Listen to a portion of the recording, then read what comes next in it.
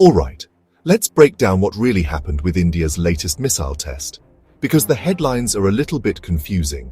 So, on September 24, 2025, India's Defence Research and Development Organization, or DRDO, test-fired its Agni-Prime missile. Now, what's new here isn't the missile itself. India's been working on the Agni series for years. What's new is how they launched it, from a rail-based mobile launcher. If you saw headlines saying launched from a train, you might be picturing a missile popping out of a regular passenger train, James Bond style. That's not quite it.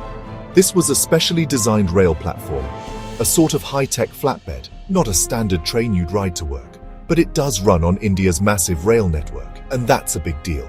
Why? Because mobility is everything in modern missile strategy. If your launchers can move around, by road rail they're much harder to find and target.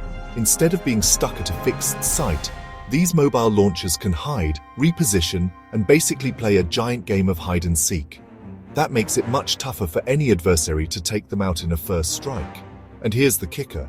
India already had road mobile versions of the Agni-Prime. This test just proved they can now do the same thing using the rail network, which is even more extensive and honestly, a lot sneakier. Defense Minister Rajnath Singh confirmed the test, and even said it puts India in a select group of countries that can launch missiles from canisterized systems on the move, using rail. That's a level of flexibility and survivability that not many nations have. Now, a couple of clarifications. The location of the test wasn't made public, and the train in question isn't your typical locomotive.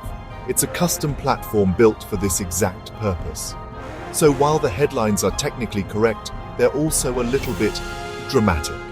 Technically, this is a big step forward. It means India's working out the challenges of launching a missile from a moving platform, stabilizing the launcher, handling command and control, and making sure everything works under real-world conditions. Strategically, it boosts India's deterrence. If you can't predict where the missiles are, you can't easily take them out. That strengthens what's called second strike capability, basically, India's ability to respond if attacked. So did India launch a missile from a train? Yes and no. It's not a passenger train, but it is a rail-based mobile launcher. And that's a pretty big milestone for India's missile program.